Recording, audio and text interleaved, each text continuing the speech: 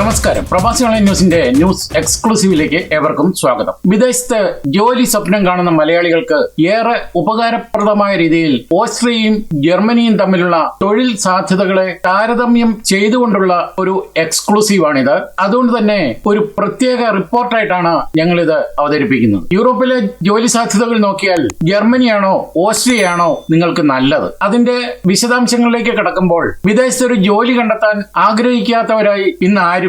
പ്രത്യേകിച്ച് മികച്ച ശമ്പള നിലവാരവും വാഗ്ദാനം ചെയ്യുന്ന യൂറോപ്യൻ രാജ്യങ്ങൾ മലയാളികളുടെ പ്രിയപ്പെട്ട ലക്ഷ്യസ്ഥാനങ്ങളായി മാറിയിരിക്കുകയാണ്. എന്നാൽ ജർമ്മനിയിൽ പോകണോ അതോ ഓസ്ട്രിയയിൽ പോകണോ എന്ന കൺഫ്യൂഷൻ പലർക്കുമുണ്ട്. പ്രത്യേകിച്ച് ജർമ്മൻ ഭാഷ വശമില്ലാത്തവർക്ക് എവിടെയാണ് കൂടുതൽ സാധ്യത? അതിനെപ്പറ്റി പറയുമ്പോൾ വിദേശികൾക്ക് എപ്പോഴും സ്വാഗതം ഓതുന്ന രാജ്യങ്ങളാണ് ജർമ്മനിയും ഓസ്ട്രിയയും. യൂറോപ്പിലെ ഏറ്റവും ശക്തമായ സമ്പദ് വ്യവസ്ഥകളാണ് ജർമ്മനിയും ഓസ്ട്രിയയും. ഓസ്ട്രിയയിലെ ജനസംഖ്യയുടെ 1/5 ഏതാണ്ട് 1.86 ദശലക്ഷം പേർ വിദേശ പൗരന്മാരാണ്. വിയന്ന, സാൽസ്ബർഗ് തുടങ്ങിയ നഗരങ്ങളാണ് വിദേശികളുടെ പ്രിയപ്പെട്ട ഇടങ്ങൾ. മറുഭാഗത്ത് ജർമ്മനി ഒരു മെൽറ്റിംഗ് പോട്ട് തന്നെയാണ്. ഇവിടുത്തെ ജനസംഖ്യയുടെ 21% വിദേശത്ത് ജനിച്ചവരാണ്. ഏകദേശം 18 ദശലക്ഷം പേർ, ചിലപ്പോൾ അതിലധികവും ഉണ്ടാകും. ഏറ്റവും ഒടുവിലത്തെ കണക്കുകൾ നോക്കിക്കഴിഞ്ഞാൽ 20 ദശലക്ഷത്തിലധികം ഉണ്ടാകുമെന്നാണ് കണക്കാക്കുന്നത്. കൃത്യമായ കണക്കല്ലെന്ന് കൂടി അറിയിക്കുന്നു. അതുകൊണ്ട് തന്നെ ബെർലിൻ, മ്യൂണിക്ക്, ഫ്രാങ്ക്ഫർട്ട്, കൊളോൺ തുടങ്ങിയ നഗരങ്ങൾ വൈവിധ്യമാർന്ന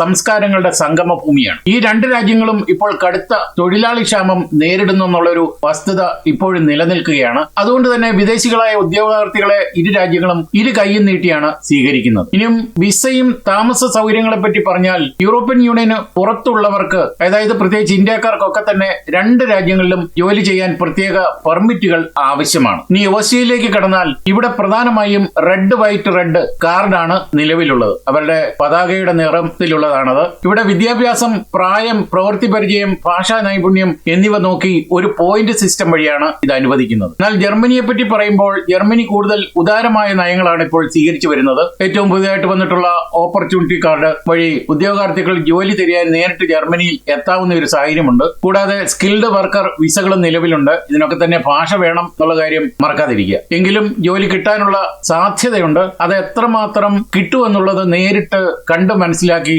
നേരിട്ട് അപേക്ഷാർത്ഥികൾക്ക് തന്നെ മനസ്സിലാക്കാൻ പറ്റുള്ളൂ. മറ്റ് ഞങ്ങളെപ്പോലുള്ളവർ അത് പറയുമ്പോൾ ചിലപ്പോൾ നെഗറ്റീവായിട്ട് എല്ലാവരും കാണുമെങ്കിലും അതല്ല സത്യം. നെഗറ്റീവ് അല്ലത്, അതിന്റെ സത്യാവസ്ഥ, റിയാലിറ്റിയാണ് ഞങ്ങളൊക്കെ പറയുന്നത്. ഇനിയും ഈ രണ്ട് രാജ്യങ്ങളും ഉയർന്ന ശമ്പളമുള്ള പ്രൊഫഷണലുകൾക്ക് യൂറോപ്യൻ ബ്ലൂ കാർഡ് ലഭിക്കാനും എളുപ്പമാണ്. ഇനിയും ജർമ്മൻ ഭാഷ നിർബന്ധമാണോ എന്ന് ചോദിച്ചാൽ ഇപ്പോൾ നിർബന്ധമാണ്. എങ്കിലും ചില സാഹചര്യങ്ങളിൽ ഭാഷ ഇല്ലാതെ തന്നെ ചില കമ്പനികളൊക്കെ ജോലിക്കെടുക്കുന്ന സമ്പ്രദായങ്ങൾ ഉണ്ട്. അതുകൊണ്ട് ഇത് നിരപ്പേ ഉണ്ടോ എന്ന് ചോദിച്ചാൽ ഇല്ല. ഏറ്റവും കൂടുതൽ പേർ ചോദിക്കുന്ന ഒരു ചോദ്യമാണിത്. ജർമ്മൻ ഭാഷ അറിഞ്ഞിരിക്കുന്നത് എപ്പോഴും എല്ലായ്പ്പോഴും ഒരു പ്ലസ് പോയിന്റ് ആണെങ്കിലും ഇംഗ്ലീഷ് മാത്രം അറിയാവുന്നവർക്കും ഇന്ന് ധാരാളം അവസരങ്ങൾ ഉണ്ടെന്ന് കമ്പനികൾ പറയുമ്പോൾ, അതിന്റെ ഇന്റർവ്യൂവിനൊക്കെ പങ്കെടുത്തു കഴിയുമ്പോൾ അവര് ചിലപ്പോൾ തന്നെ ചോദിക്കും, എന്തുകൊണ്ട് നിങ്ങൾ ജർമ്മൻ ഭാഷ പഠിച്ചില്ല എന്നുള്ളത്. പക്ഷെ അപ്പോൾ നമുക്കൊക്കെ നമ്മുടെ സാഹചര്യം അനുസരിച്ച് ഞങ്ങൾ പഠിച്ചുകൊണ്ടിരിക്കുന്നു എന്നൊക്കെ പറയുമ്പോൾ അതും ഒരു പ്ലസ് പോയിന്റ് ആയിട്ട് മാറും എന്നുള്ളതാണ് ഞങ്ങളുടെ എക്സ്പീരിയൻസിൽ നിന്നും ഞങ്ങൾക്ക് പറയാനുള്ളത്. ഇനിയും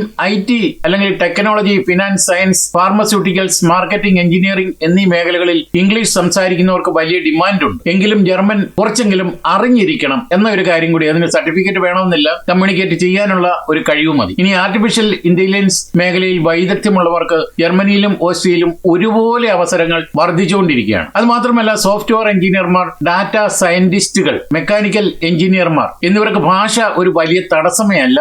എങ്കിലും ഭാഷ അത്യാവശ്യം അറിഞ്ഞിരിക്കണം എന്ന് തന്നെയാണ് ഞങ്ങളും പറയുന്നത്. ഇനിയും അവസരങ്ങളുടെ നഗരങ്ങളായി പറയുമ്പോൾ ഓസ്ട്രിയയിലെ സാധ്യതകളാണ് ആദ്യം പറയുന്നത്. തലസ്ഥാനമായ വിയന്നയിൽ മൈക്രോസോഫ്റ്റ്, IBM, അക്സ്റ്റഞ്ചർ തുടങ്ങിയ ആഗോള കമ്പനികളുടെ ഓഫീസുകളുണ്ട്. ലിൻസ് എന്ന നഗരമാണെങ്കിൽ മാനുഫാക്ചറിംഗ് രംഗത്ത് പേരുകേട്ടതാണ്. BMW, സീമൻസ് തുടങ്ങിയ കമ്പനികൾ അവിടെയുണ്ട്. റെഡ് ബുൾ കമ്പനിയുടെ ആസ്ഥാനവും സാൽസ്ബുർഗിലാണ്. ഇനി ജർമ്മനിയിലെ സാധ്യതകൾ ഇത്തരത്തിൽ നോക്കിയാൽ സ്റ്റാർട്ടപ്പുകളുടെയും ടെക് കമ്പനികളുടെയും പർദീസയാണ് ജർമ്മനി. ജർമ്മനിയുടെ സാങ്കേതിക വിദ്യ ലോകമെങ്ങും പ്രശസ്തമാണെങ്കിലും ഇപ്പോൾ ഒരല്പം മങ്ങലേറ്റിട്ടുണ്ട്. എങ്കിലും അത് പിടിച്ചെടുക്കും, മുന്നോട്ട് കൊണ്ടുവരും എന്നുള്ള ഒരു സാധ്യതയും സർക്കാർ പറയുന്നുണ്ട്. കമ്പനികളും അത് വകവെക്കുന്നുണ്ട്. അതുകൊണ്ട് തന്നെ ബെർലിനിൽ മാത്രം ഇംഗ്ലീഷ് സംസാരിക്കുന്നവർക്കായി ഏകദേശം 3500-ലധികം ഒഴിവുകൾ IT മേഖലയിൽ ഉണ്ടെന്നാണ് ഏറ്റവും ഒടുവിലത്തെ കണക്കുകൾ പറയുന്നത്. അത് മാത്രമല്ല അഡിഡാസ്, പോർഷെ, ഗൂഗിൾ, ആമസോൺ തുടങ്ങിയ വമ്പൻ കമ്പനികൾ ജർമ്മനിയിലുടനീളം ഇംഗ്ലീഷ് മീഡിയം ജോലികൾ നൽകുന്നുണ്ട്. ഇനിയും ബാങ്കിംഗ് മേഖലയിൽ ഉള്ളവർക്കാണെങ്കിലും ഫ്രാങ്ക്ഫർട്ട് ഒരു മികച്ച മികച്ച ഓപ്ഷനാണ്. അവിടെയും ഇംഗ്ലീഷും ജർമ്മൻ ഭാഷയും വേണം എന്ന് തന്നെ ഞങ്ങൾ പറയും. ജർമ്മനിയിലെയും ഓസ്ട്രേലിയയിലെയും തൊഴിൽ സാധ്യതകളെക്കുറിച്ച് പറയുമ്പോൾ ഇനി പറയുന്ന കാര്യങ്ങൾ കൂടി അറിഞ്ഞിരുന്നാൽ അവിടെ ജോലി ആഗ്രഹിക്കുന്ന ഒരു മലയാളിക്ക് അത് സഹായകം ആകുമെന്നാണ് ഞങ്ങൾ കരുതുന്നത്. ഇത് നിർബന്ധമായും അറിഞ്ഞിരിക്കേണ്ട ചില പ്രധാന കാര്യങ്ങൾ ആണെന്ന് കൂടി ഓർക്കുക. അത് ടാക്സ് സമ്പ്രദായം, കയ്യിൽ കിട്ടുന്ന ശമ്പളം. ജർമ്മനിയിലേക്ക് വന്നാൽ ജർമ്മനിയിലെ ടാക്സ് സമ്പ്രദായം അല്പം സങ്കീർണമാണ്. വിവാഹിതനാണോ കുട്ടികളുണ്ടോ എന്നതിനെ ആശ്രയിച്ചാണ് 6 തരം ടാക്സ് ക്ലാസസ്, അതായത് സ്റ്റോയർ ക്ലാസ് ഉള്ളത്. കോൺട്രാക്റ്റിൽ പറയുന്ന ശമ്പളത്തിന്റെ അതായത് ഗ്രോസ് സാലറി ഏകദേശം 35 മുതൽ 42% വരെ നികുതിയായും സോഷ്യൽ സെക്യൂരിറ്റിയായും നൽകേണ്ടി വരും. അതിൽ നിന്ന് മിച്ചമുള്ളത് മാത്രമേ കിട്ടുകയുള്ളൂ. അപ്പം ഒരു 10,000 നമുക്ക് ശമ്പളം ഉണ്ടെങ്കിൽ അതിന്റെ 42% പോയിട്ടുള്ളതായി കിട്ടുകയുള്ളൂ എന്ന് കാര്യം അറിയുക.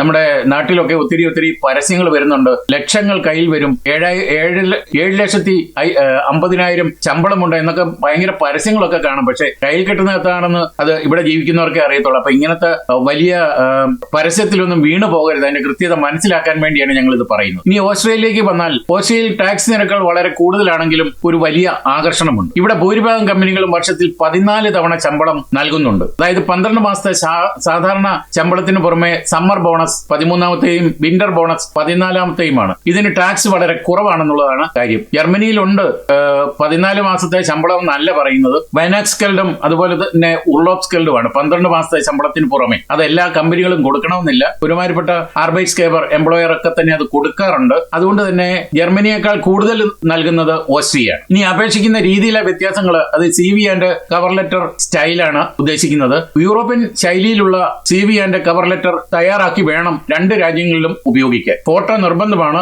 ഇന്ത്യയിൽ അപേക്ഷിക്കുന്ന CVയിലും ഫോട്ടോകൾ ചിലപ്പോൾ വയ്ക്കാറുണ്ട്. എന്നാൽ ജർമ്മനിയിലും ഓസ്ട്രേലിയയിലും പ്രൊഫഷണൽ ലുക്കിലുള്ള ഫോട്ടോ CVയിൽ ചേർക്കുന്ന വളരെ പ്രധാനമായിട്ടുള്ള ഒരു കാര്യമാണ്. ഇനി തൊഴിൽ പരിചയ സർട്ടിഫിക്കറ്റുകളെ പറ്റി പറയുമ്പോൾ ജർമ്മനിയിൽ ആർബൈറ്റ്സോയിഗ്നസ്, അതിൽ തൊഴിൽ സാക്ഷ്യപത്രം വളരെ വിലപ്പെട്ടതാണ്. മുൻകാല ജോലികളിലെ പ്രകടനത്തെക്കുറിച്ചുള്ള വിശദമായ വിലയിരുത്തലാണ് ഇതിൽ ഉണ്ടായിരിക്കുന്നത്. അതുകൊണ്ട് തന്നെ അതൊരു വലിയ കാര്യമാണ്. മിനിമം ശമ്പള വ്യവസ്ഥകൾ, അത് ബ്ലൂ കാർഡിനാണെങ്കിൽ ഇംഗ്ലീഷ് സംസാരിക്കുന്നവർക്ക് വിസ ലഭിക്കണമെങ്കിൽ ഗവൺമെന്റ് നിശ്ചയിച്ചിട്ടുള്ള ഒരു മിനിമം ശമ്പള പരിധി തന്നെ വേണം. അതായത് സാലറി ത്രെഷോൾഡ് എന്ന് പറയും. അത് ഞങ്ങൾ ഇതിനെപ്പറ്റി നേരത്തെ വീഡിയോ ഇട്ടിട്ടുണ്ട്. ഞങ്ങളുടെ ചാനലുകൾ ശ്രദ്ധിച്ചാൽ അത് മനസ്സിലാകും. അതുപോലെ തന്നെ IT, എഞ്ചിനീയറിംഗ് തുടങ്ങിയ ക്ഷാമമുള്ള തസ്തികകളിലേക്ക്, അത് ഷോർട്ടേജ് ഓക്കുപേഷൻസ് ആണ് ഇതൊക്കെ. ബ്ലൂ കാർഡ് ലഭിക്കാൻ സാധാരണ തസ്തികളേക്കാൾ കുറഞ്ഞ ശമ്പളം മതിയാകും എന്നുള്ള ഒരു കാര്യം പ്രത്യേകം ഓർക്കുക. ഇത് ഓരോ വർഷവും പുതുക്കാറുമുണ്ട്. ഇതൊക്കെ തന്നെ ഞങ്ങൾ വീഡിയോകളായിട്ട് പലപ്പോഴും പ്രസിദ്ധീകരിച്ചിട്ടുണ്ട്. എങ്കിലും പലരും ശ്രദ്ധിക്കാറില്ല. അപ്പോൾ ഇത്തരം കാര്യങ്ങൾ ഞങ്ങൾ പറയുമ്പോൾ അതിന്റെ പ്രാധാന്യം കൂടി നിങ്ങൾ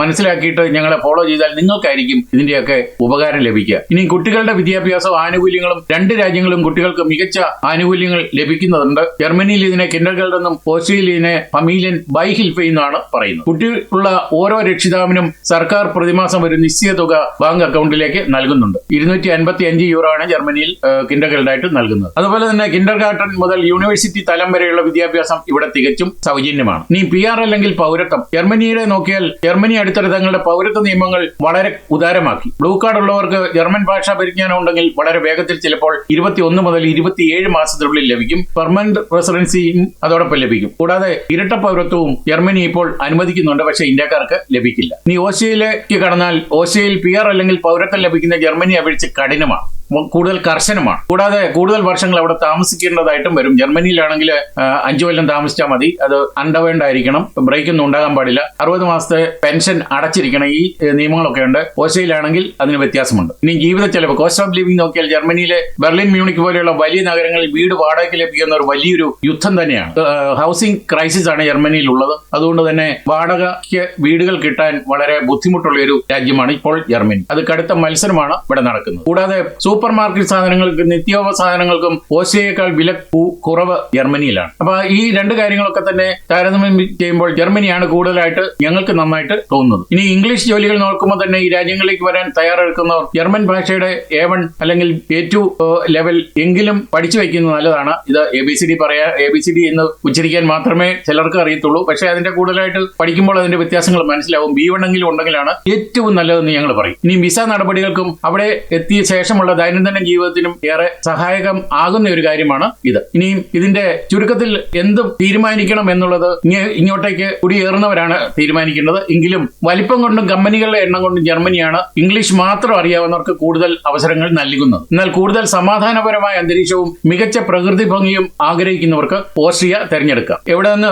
കിട്ടുമെന്ന് ചോദിച്ചാൽ ലിങ്ക്ഡിൻ അല്ലെങ്കിൽ ഇൻഡീഡ് അല്ലെ സ്റ്റെപ്സ്റ്റോൺ തുടങ്ങിയ സൈറ്റുകൾ വഴി ഇപ്പോൾ തന്നെ അപേക്ഷിച്ച് തുടങ്ങുക. നിങ്ങളുടെ കരിയറും യോഗ്യതയും അനുസരിച്ച് അനുയോജ്യമായ രാജ്യം തെരഞ്ഞെടുക്കുക. അവസാനമായി പറയുന്ന ഒരു കാര്യം, നിങ്ങൾക്ക് ഇഷ്ടമുള്ള രാജ്യം തെരഞ്ഞെടുക്കുകയാണ് നിങ്ങൾക്ക് നല്ലത്. അത് നമ്മുടെ സുഹൃത്തുക്കളൊക്കെ പറയും ഇങ്ങോട്ട് പോരെ, പക്ഷേ അവർക്ക് ചിലപ്പം കംഫർട്ട് ആകും, നിങ്ങൾക്ക് അത് കംഫർട്ട് ആകണമെന്നില്ല. അതുകൊണ്ട് നിങ്ങൾ തീരുമാനിക്കും, അതാണ് ഏറ്റവും നല്ലത്. അനുയോജ്യമായ ഒരു തൊഴിലിടം കണ്ടെത്താൻ ഇത്തരം ഞങ്ങൾ ഈ പറഞ്ഞ കാര്യങ്ങൾ ഈ എക്സ്ക്ലൂസീവോടെ ഉപകരിക്കുമെന്നാണ് ഞങ്ങൾ കരുതുന്നത്. അതുകൊണ്ട് പുതിയ വാർത്തകളും വിശേഷങ്ങളും ഒക്കെ അറിയണമെങ്കിൽ ഞങ്ങളെ ഫോളോ ചെയ്യുക. യൂറോപ്പിലെ ആദ്യത്തെ മലയാളത്തിലുള്ള ഓൺലൈൻ പോർട്ടലായ പ്രവാസി ഓൺലൈനും അതുപോലെ തന്നെ പ്രവാസി ഓൺലൈൻ TV എന്ന ചാനലും കൂടി കണ്ടു കഴിഞ്ഞാൽ നിങ്ങൾക്ക് കൂടുതൽ കാര്യങ്ങൾ എപ്പോഴും മനസ്സിലാകും. സുതാര്യതയോടെ, കൃത്യതയോടെ, വിശ്വാസം ആർജിച്ച് തന്നെയാണ് ഞങ്ങൾ, വിശ്വസ്തയോടെയാണ് ഞങ്ങൾ വാർത്തകൾ എന്നും പുറത്തുവിടുന്നത്. അതുകൊണ്ട് തന്നെ ഞങ്ങളെ ഫോളോ ചെയ്താൽ നിങ്ങൾക്കായിരിക്കും അതിന്റെ മഹത്വവും ഗുണവും പ്രയോജനവും ഒക്കെ തന്നെ. ഇതോടെ ഈ എക്സ്ക്ലൂസീവ് ഇവിടെ പൂർണ്ണമാവുകയാണ്. നിങ്ങൾ നൽകി വരുന്ന എല്ലാവിധ പിന്തുണയ്ക്കും ഞങ്ങൾ ഹൃദയപൂർവ്വം നന്ദി അറിയിക്കുന്നു. നമസ്കാരം.